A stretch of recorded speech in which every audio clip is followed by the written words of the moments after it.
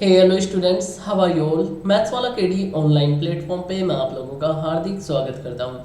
इससे पिछले वीडियो में हमने जेई एडवांस 2021 के फर्स्ट और सेकंड क्वेश्चन सॉल्व कर लिए थे। थर्ड क्वेश्चन अभी हमने स्किप कर दिया है और क्वेश्चन नंबर 4 आपके सामने स्क्रीन पर है। देखिए, इसने हमें क्या कहा कि let θ1 θ2 dash dash dash theta ten be positive valued angles. ठीक है, ये हमें एंगल दे दिया है और फिर ये कहता है θ1 plus θ2 plus dash dash dash plus θ10 की जो वैल्यू है वो है 2 पाई।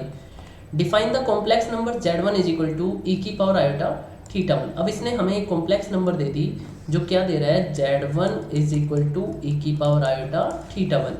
फिर ये कहता है जेड के क्या दे रहा है भाई, जेड के इसने दिया जेड के इज इक्वल टू जेड के माइनस 1 ई की पावर आयोटा थीटा के।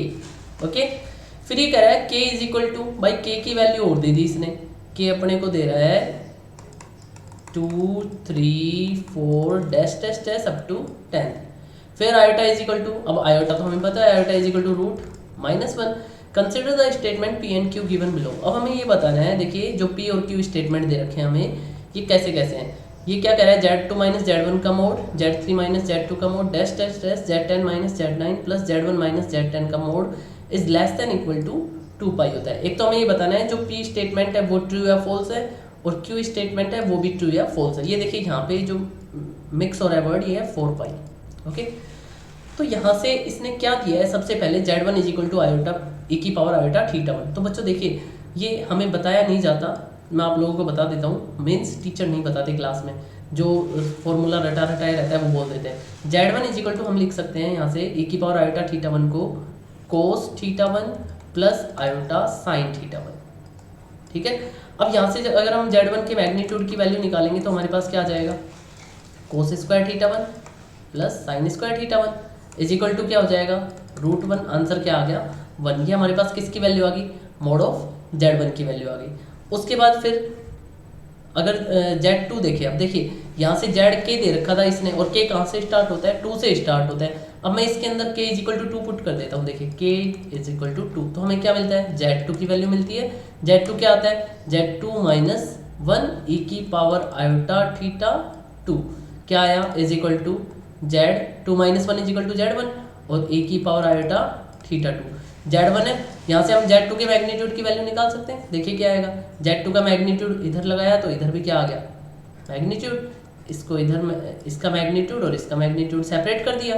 z1 का मैग्नीट्यूड क्या होता है, 1 और e की पावर आयोटा θ1 की जैसे वैल्यू निकाली थी वैसे ही हम इसकी वैल्यू निकाल लेंगे। यहाँ से भी क्या आ जाएगा, 1। अपने पास z2 के मैग्नीट्यूड की वैल्यू क्या आ गई, 1। ऐसे ही अगर हम देखें इसी सीरीज में तो हमें z3 का मैग्नीट्यूड क्या मिलेगा, 1 मिलेगा। z4 का मैग्नीट्यूड क्या मिलेगा, 1 मिलेगा। Dash dash dash up to z10 का मैग्नीट्यूड भी हमें क्या मिलेगा, 1 मिलेगा। क्लियर है सबको इतना।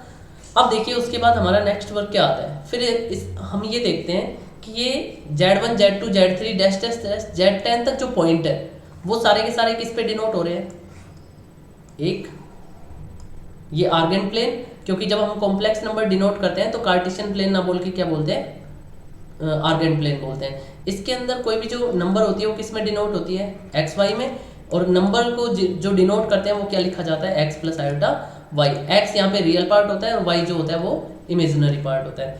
अब यहाँ से देखिए, सपोज किया हमने ये पॉइंट अपना z1 है, ये पॉइंट अपना आ गया z1, ये पॉइंट अपना क्या आ गया, z2। अब हमने इसको इससे ज्वाइन कर दिया, ये मैंने इसको ज्वाइन किया ओरिजिन को इससे और इससे। ठीक है, अब ये सारे के सारे जो पॉइंट्स है वो एक सर्कल के ऊपर आएंगे। क्यों, क्योंकि सबकी रेडियस क्या है, 1 है हमारे पास।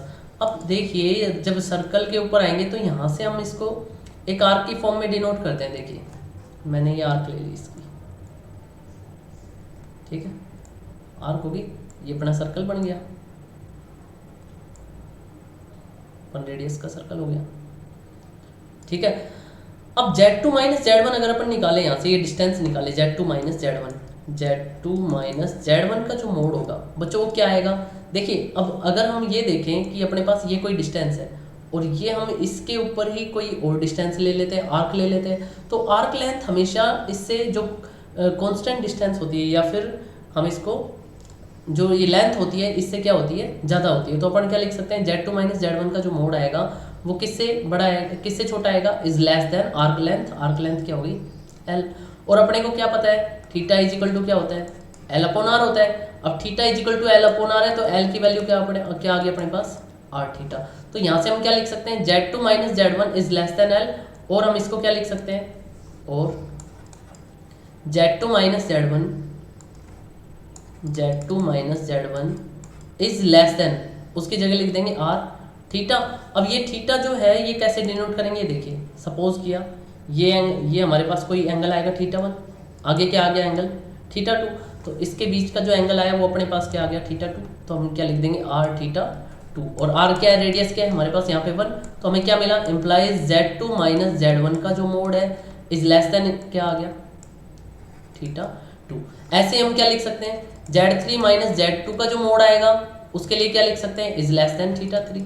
फिर उसके बाद Z4 माइनस Z3 का मोड आएगा उसके लिए क्या लिख देंगे, is less than θ4 dash dash dash. अब ऐसे ही ये सीरीज चलती जाएगी। हम क्या करेंगे, सारी इक्वेशंस को ऐड कर देंगे। ऐड करने के बाद हमें क्या मिलेगा, Z2 माइनस Z1 का mod plus Z3 minus Z2 का mod plus dash dash dash plus Z10 minus Z1 का mode. Okay, is less then. अब लेफ्ट हैंड साइड ऐड कर दी सारी, राइट हैंड साइड में क्या ऐड हो जाएगा, राइट हैंड साइड ऐड हो जाएगी।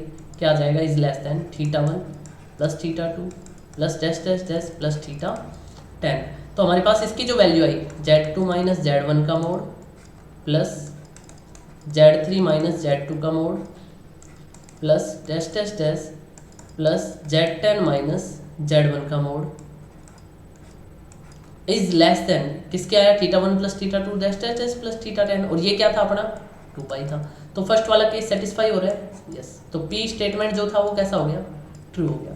सेकंड स्टेटमेंट देखते हैं क्या कहता है। अब इसने दिया Z2 माइनस Z1 का स्क्वायर का मोड दे रहा है, दोनों का डिफरेंस और फिर उनका मोड।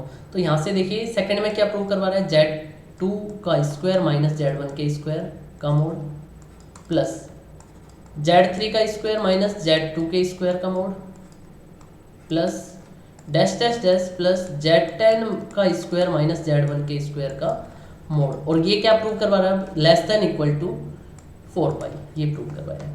तो यहाँ से देखिए ये भी बिल्कुल आसान है, अपन इसको उठा लेते हैं, Z2 का स्क्वायर माइनस Z1 का स्क्वायर का मोड। इसको हम क्या लिख सकते हैं, Z2 माइनस Z1 और Z2 प्लस Z1 लिख सकते हैं। और हम क्या लिख सकते हैं, Z2 प्लस Z1 जो होता है, Z2 प्लस Z1 का जो मोड होता है उसको हम लिख सकते हैं Z2 का मोड प्लस Z1 का mod is less than equal to होता है, ये ध्यान रखना। तो हम और इसको क्या लिख देंगे, Z2 का स्क्वायर माइनस Z1 का square is less than equal to क्या आ जाएगा, Z2 माइनस Z1 का मोड, ठीक है। और Z2 प्लस Z1 का मोड क्या है अपने पास, Z2 का मोड प्लस Z1 का मोड, ठीक है। क्लियर है इतना। अब यहाँ से देखिए Z2 माइनस Z1 के मोड की वैल्यू क्या आई थी अपने पास, θ2 आई थी। Z2 का मोड प्लस Z1 का मोड दोनों की वैल्यू क्या थी, 1 प्लस 1 थी, 1 प्लस 1 दोनों की 1 1 थी, तो 1 प्लस 1 इज इक्वल टू, तो क्या is less than equal to 2θ2। ऐसे ही अगर हम लिखें Z3 का स्क्वायर माइनस Z2 का स्क्वायर का mod is less than equal to क्या आ जाएगा, 2θ3, ठीक है। ऐसे ही सॉल्यूशन आ जाएगा। लास्ट में क्या आएगा हमारे पास, Z10 का स्क्वायर माइनस Z1 का स्क्वायर का मोड क्या आ जाएगा, is less than equal to 2θ1। इन सारी इक्वेशंस को ऐड करेंगे तो अपने को क्या मिलेगा, देखिए जब इन सारी इक्वेशंस को ऐड करेंगे तो हमें मिलेगा Z2 का स्क्वायर माइनस Z1 का स्क्वायर का मोड प्लस Z3 का स्क्वायर माइनस Z2 के स्क्वायर का mod plus dash dash dash plus Z10 का स्क्वायर माइनस Z1 के स्क्वायर का mod is less than equal to क्या आ जाएगा, 2θ1 2θ2 डैश डैश डैश, 2 तो कॉमन आ गया, बचा क्या, θ1 plus θ2 plus dash dash dash plus θ10। और ये क्या था अपने पास, 2π था, तो is less than equal to क्या आया, 4π।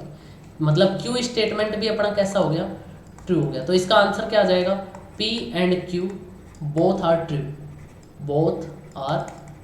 ये अपना आंसर है। ओके, फिर देखिए आगे चलते हैं नेक्स्ट नंबर क्वेश्चन पे। ये हमें कह रहा है the 3 numbers are choose at random one after another with replacement. ठीक है, हमें इसने क्या कहा कि एक रिप्लेसमेंट के बाद, मतलब कोई भी नंबर है उसको ऐसा नहीं है सिलेक्ट कर लिया और रख ली, नहीं, अपने को रिप्लेसमेंट के साथ क्या करना है, 3 नंबर चूज करनी है। ओके, और कितने नंबर में से, एस इज इक्वल टू हमें दे रहा है 1 2 3 dash dash dash up to 100 number में से। फिर इसने कहा let P1 be the probability that the maximum of choose number is at least 81। मतलब ये क्या कह रहा है कि जो एटलीस्ट, जो कम से कम कोई चूज होती है नंबर, वो क्या हो, 81 हो। ये P1 के लिए प्रोबेबिलिटी दे रहा है कि एटलीस्ट चूज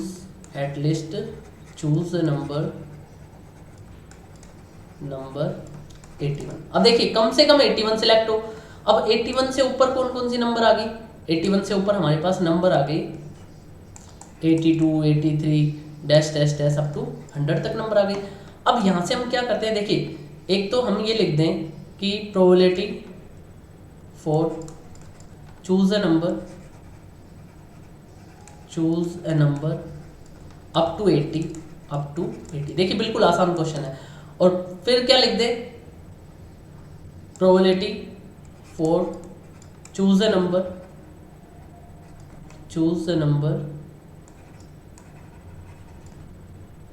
फ्रॉम 81 टू 100।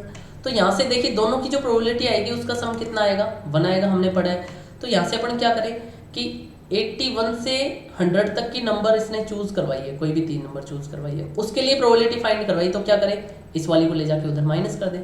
तो 1 में से क्या माइनस कर देंगे, 80 नंबर में से कोई नंबर सिलेक्ट होती है तो उसके लिए प्रोबेबिलिटी 80/100।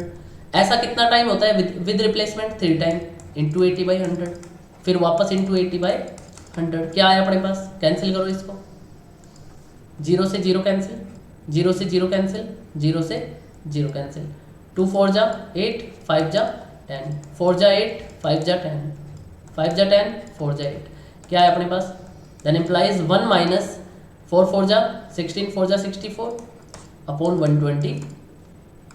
इसका एलसीएम लेते हैं, क्या आया 125 माइनस 64 इज इक्वल टू क्या बच गया 61/125। ये अपना सॉल्यूशन है। ठीक है, अब उसके बाद इसने क्या फाइंड करवाया था वो देखिए। फर्स्ट के लिए इसने कहा कि 625/4 P1 फाइंड करना है। ये अपने पास P1 की वैल्यू आ गई थी, ये अपने पास क्या आ गया था P1। तो अपन क्या फाइंड करेंगे वो देखिए। अब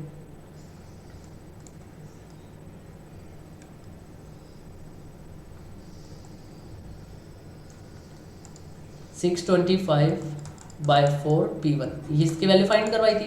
तो अभी अपने पास अपन ने सोल्व किया, अपने को क्या मिला 61/125। इसको इंटू कर देंगे 625/4 से। ठीक है, क्या आता है 125, 5 जा, चेक कर लो एक बार। ठीक है, 5 जा, 5 1 जा 5, 5 6 जा 30, 305/4। एक तो अपना आंसर ये आ गया। दूसरा इसने क्या फाइंड करवाया था वो देखिए। फिर इसने फाइंड करवाया अपने से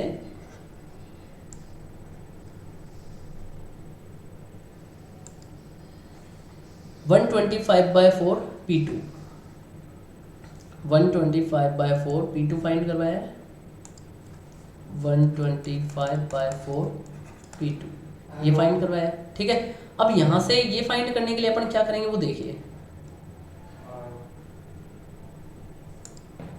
अब इसने क्या कहा था, P2 के लिए क्या दे रहा था, ये कह रहा था कि P2 B the probability that the minimum age choose number it is 40। मतलब कम से कम जो नंबर है वो क्या चूज किया जाए 40, ये दे रखा देखिए 40 चूज किया जाए। तो 40 के लिए भी हमें सेम यही वर्क करना है। क्या, अब देखिए एटलीस्ट 40 था, क्या था वो देख लेते हैं, इज एटमोस्ट 40। ठीक है, अब ये नंबर क्या चूज कर रहा है, एटमोस्ट 40। ज्यादा से ज्यादा क्या सिलेक्ट किया जाए 40 सिलेक्ट हो। तो यहां से हम क्या करते हैं वो देखिए, सेम वही करेंगे कि probability for choose a number at most 40 plus probability for choose a number up to 40। ठीक है, अब यहां से दोनों का सम कितना होगा 1 होगा। अब 40 तक अपने को ये फाइंड करना है, तो हम क्या करें, 40 से ऊपर की जो भी नंबर आएगी उसका सम क्या आएगा, सॉरी 40 से ऊपर की जो भी नंबर आएंगी उसकी प्रोबेबिलिटी क्या होगी, वो किस में से माइनस कर देंगे, 1 में से माइनस कर देंगे। क्या मिलता है देखिए, इज इक्वल टू 1 माइनस, अब 40 से ऊपर के कितने नंबर बच गए हमारे पास, 60 बच गई।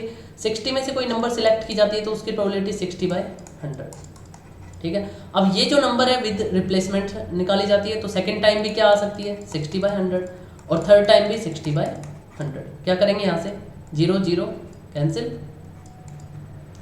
3 जा 6, 5 जा 10, 3 जा 6, 5 जा 10, 3 जा 6, 5 जा 10, क्या है अपने पास 1 माइनस 3, 3 जा 9, 3 जा 27/125 इज इक्वल टू क्या आ गया, LCM 125 minus 27 is equal to क्या बच गया अपने पास, 98/125, ठीक है। ये अपना आंसर है।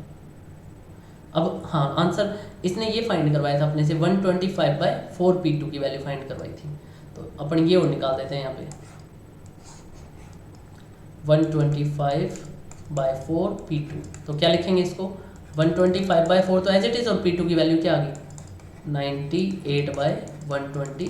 125 से 125 कैंसिल हो जाएगा, 125 से 125 कैंसिल, 4 1 जा 4, 4 2 जा 8, फिर उसके बाद क्या आता है, 2 से कैंसिल कर देते हैं, 2 2 जा 4, 2 4 जा 8, और 2 9 जा 18, कितना आ गया 49/2। ये अपने आंसर है। Okay, thank you.